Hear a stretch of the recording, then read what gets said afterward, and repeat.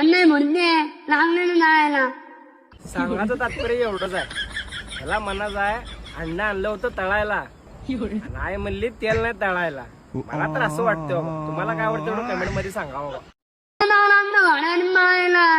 अण्णा म्हणते लागलेलं जायला. सांगायचं तात्पर्य एवढंच आहे.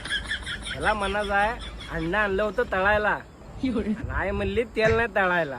मला तर असं वाटतं बाबा. तुम्हाला काय वाटतं एवढं कमेंट मध्ये सांगा बाबा. अण्णा म्हणते लागलेलं जायला. सांगायचं तात्पर्य एवढंच आहे.